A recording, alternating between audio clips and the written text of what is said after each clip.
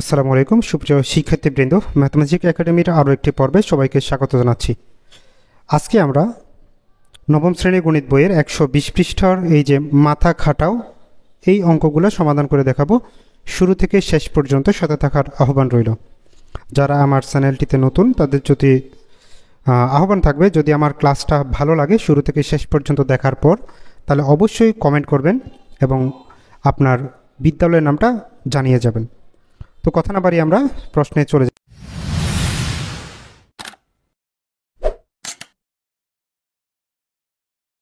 যাচ্ছি। দেখো কি বলছে, পি এর কোন মানের জন্য 3x - 4y = 1 এবং 9x + py = 2 এর একটি মাত্র সমাধান থাকবে। এই অঙ্কগুলো করার ক্ষেত্রে আমাদেরকে অবশ্যই এই ক্ষেত্রে এখানে যে চার্ট দেওয়া আছে, ছকটা দেওয়া আছে, এটা ভালো মতো জানা থাকতে হবে। আমাদের একটি মাত্র সমাধান থাকে কখন? যখন a1/a2 নট ইকুয়াল b1/b2 হয়। আচ্ছা, তাহলে আমি আগে এখানে যে সমীকরণ দুটো দেওয়া আছে এই সমীকরণটা লিখে নিচ্ছি। প্রদত্ত সমীকরণ দ্বয়, আচ্ছা আমরা দুটি সমীকরণ লিখে নিয়েছি। এখন আমরা এখানে যে কাজটা করব, যে সমীকরণ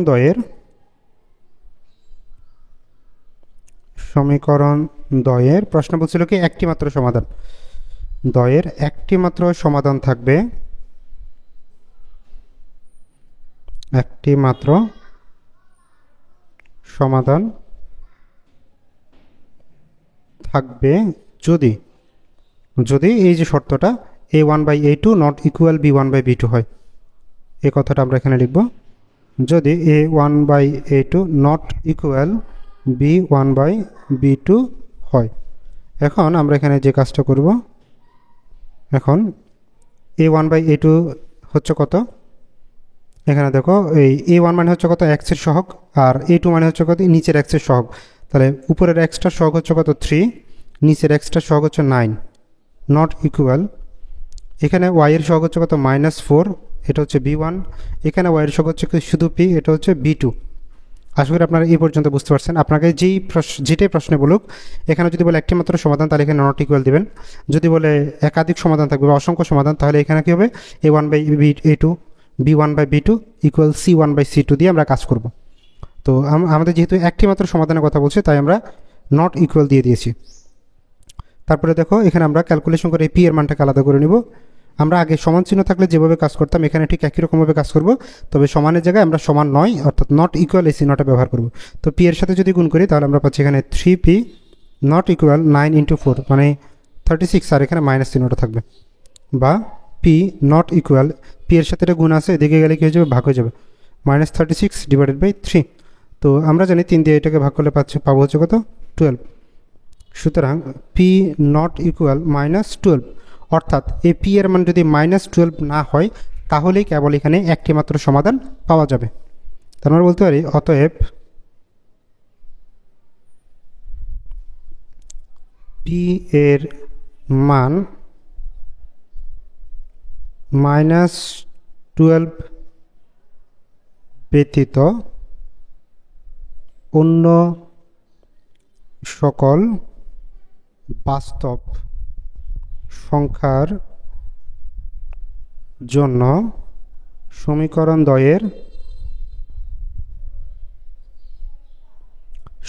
দ্বয়ের একটি মাত্র সমাধান পাওয়া যাবে, একটি মাত্র সমাধান পাওয়া যাবে। আমাদের এই লাইনগুলো একটু লিখতে হবে কষ্ট করে, যে পি এর মান -12 ব্যতীত অন্য যে কোনো বাস্তব সংখ্যার জন্য সমীকরণ দ্বয়ের একটি মাত্র সমাধান পাওয়া যাবে। তো এটাকে গাণিতিকভাবে লেখা হয় এইভাবে, যে পি ইকুয়াল রিয়েল নাম্বার আর, আপনাদের হয়তো মনে আছে রিয়েল নাম্বার মানে হচ্ছে বাস্তব সংখ্যা, সকল বাস্তব সংখ্যা থেকে কত বাদ যাবে? -12টা বাদ যাবে, অর্থাৎ -12 ব্যতীত সকল বাস্তব সংখ্যা। এই লেখাটাতে এটাই বোঝায়, -12 ব্যতীত সকল বাস্তব সংখ্যা। বাস্তব সংখ্যা মানে কি? ধনাত্মক, ঋণাত্মক, দশমিক, তারপরে হচ্ছে পূর্ণ সংখ্যা, সব কিছু যেগুলো বাস্তব সংখ্যা সবগুলো এখানে বসবে। আচ্ছা, তাহলে আমাদের উত্তর হচ্ছে এটা, যে পি ইকুয়াল আর -12, এখানে কিন্তু এই মাইনাস চিহ্নটা ব্যবহার করতে হবে। আচ্ছা, তো এই ছিল আমাদের 1 নং প্রশ্নের সমাধান। এবার আমরা 2 নং প্রশ্নটি সমাধান করব। দেখো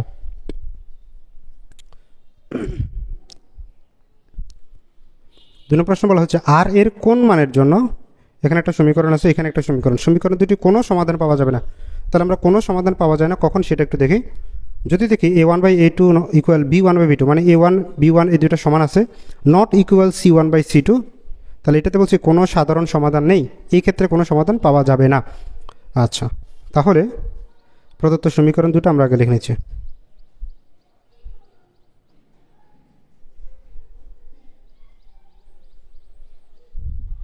প্রদত্ত সমীকরণ দ্বয় r x plus 2y equal হচ্ছে 5, তারপর হচ্ছে গিয়ে r plus 1 into x plus 3y equal হচ্ছে 2। আমরা কিন্তু এগুলোকে গুণ করবো না, কোনো কিছু করবো না, যেমন আছে তেমনভাবে ক্যালকুলেশনটা করবো। তাহলে ওই আগের মতো এখানে যেভাবে কথাটা লিখছি যে সমীকরণ দ্বয়ের একটি মাত্র সমাধান থাকবে, যদি এটা হয় তাহলে এখানে বলবো সমীকরণ দ্বয়ের কোনো সমাধান পাওয়া যাবে না, এই শর্তটা লিখবো।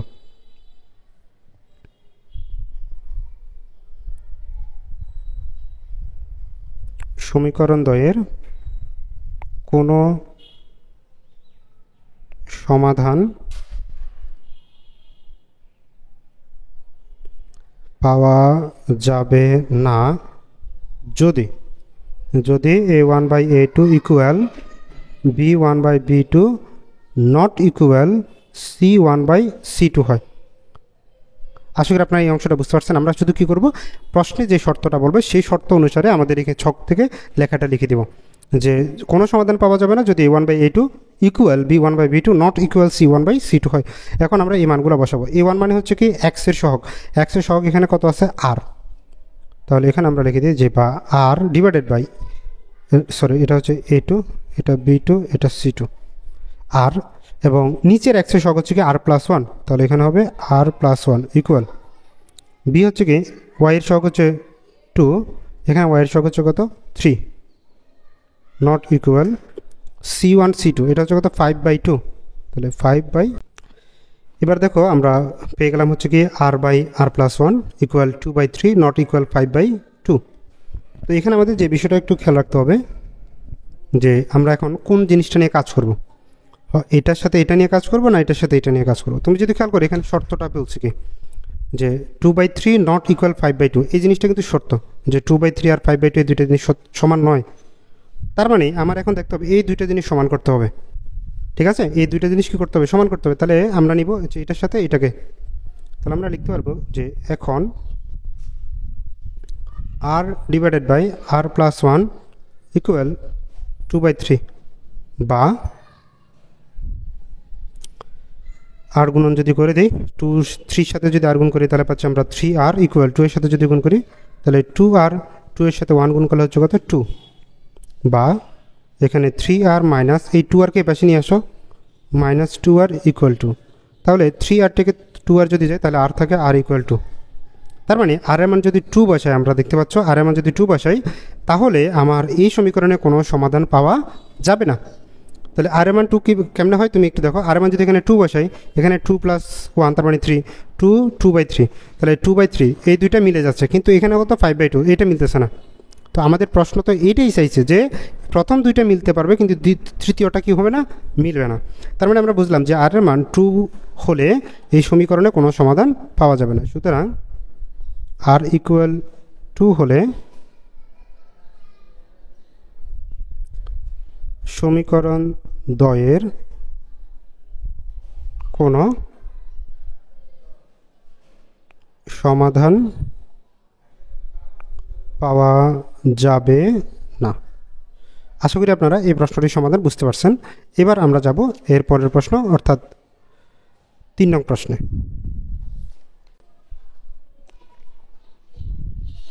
তো দেখো কে 3 নং বলছে কি কে এর কোন মানের জন্য এই যে দুটো সমীকরণ দেওয়া আছে, বলছে সমীকরণ দুটির অসংখ্য সমাধান থাকবে।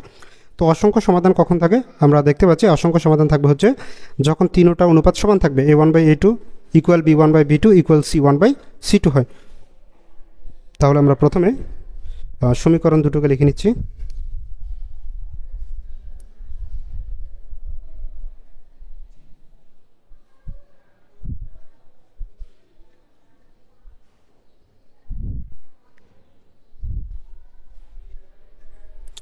প্রদত্ত সমীকরণ দ্বয়, একটা হচ্ছে kx প্লাস 6y। দেখতে পাচ্ছেন কীভাবে আমাদের যে প্রশ্নটা ছিল, আমরা সমীকরণ দুটো ছিল, সমীকরণ দুটোকে লিখে নিয়েছি। এখন আমাদের এই যে শর্তটা দেওয়া আছে, কোনো অসংখ্য সমাধান থাকবে, সেই শর্তটা আগে লিখব, যে সমীকরণ দ্বয়ের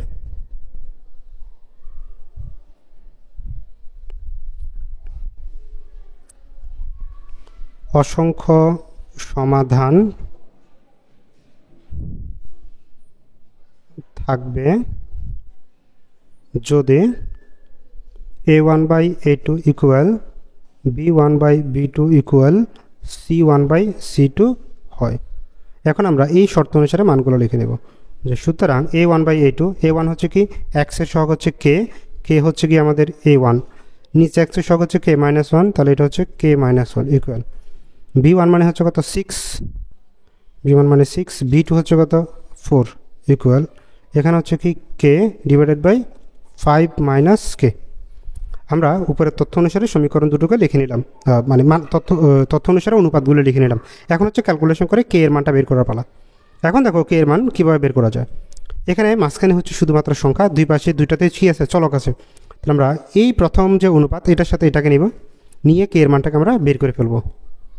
তাহলে হচ্ছে কি k/k-1 ইকুয়াল হচ্ছে কত 6/4। তোমরা চাইলে এটাকে ক্যালকুলেশন কাটাকাটি করতে পারো, যে 2 দিয়ে কাটাকাটি যায়, এটা 3, এটা হচ্ছে কত 2।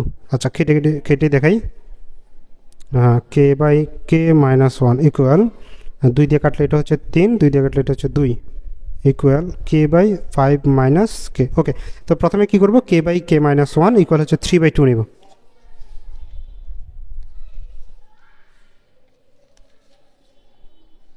তাহলে প্রথমে আমরা লিখব যে এখন k divided by k-1 equal হচ্ছে কত 3/2, বা এখন আমরা গুণ করে দিব আর 3 × k, তার মানে 3k মাইনাস 3 × 1, তার মানে হচ্ছে কত 3 ইকুয়াল 2 এর সাথে k গুণ করলে তাহলে আমরা পাবো 2k।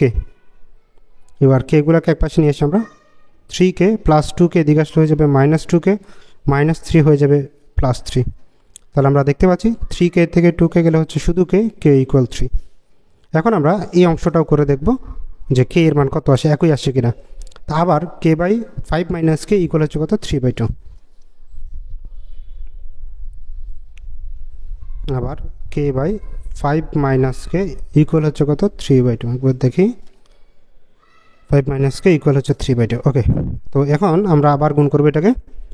তো যদি গুণ করি 2 × k মানে হচ্ছে কত 2k ইকুয়াল 3 × 5 মানে হচ্ছে 15, 3 × k ইকুয়াল হচ্ছে কত 3k।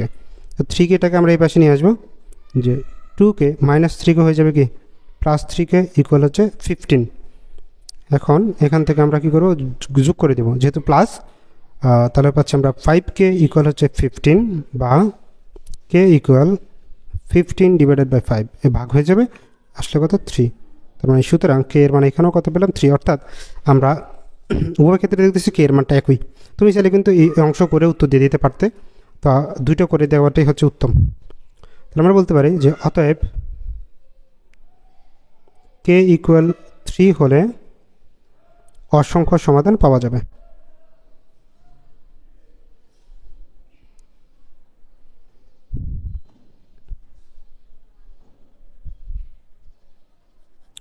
এ হচ্ছে আমাদের 3 নং প্রশ্নটির সমাধান। আশা করি আপনাদের কোনো সমস্যা নেই। যদি কোনো অসুবিধা থাকে অবশ্যই কমেন্টে জানাতে ভুলবেন না। তো আমরা এবার চলে যাচ্ছি 4 নং প্রশ্নে। তো দেখুন 4 নং প্রশ্ন আমাদের বলা হচ্ছে কি, এ ও বি এর কোন মানের জন্য এই যে দুইটা সমীকরণ দেওয়া আছে তাদের অসংখ্য সমাধান থাকবে। তাহলে এখানে চলক হচ্ছে কয়টা, দুইটা। একদম আগের মতো ক্যালকুলেশন করব। 4 নং প্রদত্ত সমীকরণ দ্বয়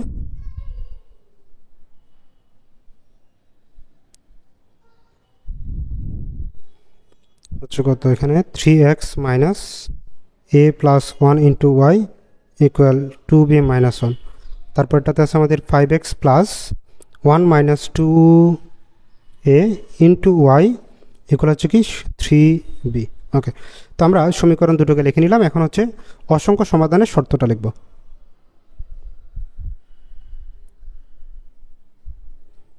সমীকরণ দ্বয়ের অসংখ্য সমাধান থাকবে যদি কি হয় A1/A2 equal B1/B2 equal C1/C2 হয়, তাহলে আমরা এখন মানগুলো বসাই। সুতরাং A1 মানে হচ্ছে কত, এক্সের সহগ, সেটা হচ্ছে কত 3, A2 হচ্ছে কত 5 ইকুয়াল B1 মানে y এর সাথে কি আছে, এই মাইনাস সহ কিন্তু হিসাব করতে হবে, মাইনাস A প্লাস 1, এখানে y এর সহগ হচ্ছে 1 মাইনাস 2A ইকুয়াল C1/C2, সেটা C1 এর মান হচ্ছে 2B মাইনাস 1 ডিভাইডেড বাই হচ্ছে কত 3B। এখন আমরা যদি একটু ভালো মতো খেয়াল করি, এখানেও চলক হচ্ছে A, এখানে চলক হচ্ছে কি B, অর্থাৎ দুইটাতে চলক আছে, একটাতে চলক নেই। তাহলে এই দুটো নিয়ে প্রথমে ক্যালকুলেশন করব, তাহলে এখান থেকে A এর মানটা পাবো, আবার এই দুটো নিয়ে ক্যালকুলেশন করলে B এর মানটা পেয়ে যাব। তাহলে আমরা লিখি, এখন আগে এই পাশেটা লিখব যে A plus 1 divided by 1 minus 2A equal, এটাকে লিখে দিচ্ছি, সেটা হচ্ছে কত 3/5। এখন এখানে আমাদের ক্যালকুলেশন করতে হবে। তো আমরা যদি 3 দিয়ে সরাসরি গুণ করে দিই, 3 × 1 তার মানে হচ্ছে 3 মাইনাস 3 × 2 A, তার মানে 3 2 6, তার মানে 6A ইকুয়াল, এখানে কি আছে মাইনাস আছে, 5 × A তার মানে হচ্ছে 5A, তারপরে 5 × 1 তার মানে হচ্ছে শুধু 5, এই যে মাইনাসটা সেটা রেখে দিচ্ছি। এখন মাইনাস দিয়ে কিন্তু গুণ করে দিতে পারবো, তোমরা যদি সরাসরি পারো অসুবিধা নেই, করে দাও। 3 মাইনাস 6A গুণ করলে আমরা পাচ্ছি কি মাইনাস 5A, প্লাস মাইনাসে মাইনাস, শুধুমাত্র 5। এখন আমরা 5গুলোকে মানে এগুলোকে এক পাশে নিয়ে আসবো, তাহলে আমরা 6A এবং 5A, এই 6 এর সাথে মাইনাস আছে তাহলে রাখলাম, মাইনাস 5A হয়ে যাবে প্লাস 5A, এ পাশে আগে থেকে মাইনাস 5 আছে, এই প্লাস 3 এদিকে আসলে মাইনাস 3 হয়ে যাবে। তো আমরা যদি একটু খেয়াল করি, -6 + 5, তো তুমি যদি এইভাবে ক্যালকুলেটর করে দাও -6 + 5, তাহলে মান পেয়ে যাবে হচ্ছে কত। ও আমার এটা আসলে সাইন্টিফিক মুডে আছে, ওইটা আমি মুডটা ঠিক করি আগে। ওকে, তো এখানে আমাদের হচ্ছে কি -6 + 5, তো তোমরা দেখতে পাচ্ছ -1, এটা আসলে ক্যালকুলেটর লাগে না, অটোমেটিক করতে পারার কথা, তাও দেখিয়ে দিলাম। তাহলে -1 যেহেতু আসছে, আমরা 1 লিখবো না, -a লিখে দিলাম, আর এখানে পাচ্ছি -5 - 3, তার মানে হবে -8। তো উভয় থেকে যদি মাইনাস বাদ দেয়, তাহলে আমরা a এর মান পেয়ে গেছি 8। এখন আমরা কি করব, b এর মানটা বের করব কিভাবে, এই দুটো অংশকে ক্যালকুলেশন করে। তাহলে এখানে আমরা পাচ্ছি কি 2b - 1 divided by 3b equal হচ্ছে 3/5। আবার 2b - 1 তারপরে কি জানি হবে divided by 3b equal 3/5 equal 3/5। এখন আসলে আমরা এটাকে আড়াআড়ি গুণ করে দেব, তাহলে 5 দিয়ে যদি গুণ করি, 5 × 2b তার মানে হচ্ছে 10b, মাইনাস 5 × 1 মানে হচ্ছে 5 ইকুয়াল 3 × 3 মানে 9, 9b। এখন আমরা এই 9bটাকে পাশে নিয়ে আসি, তাহলে 10b মাইনাস 9b, -5 ওদিকে গেলে হয়ে যাবে +5।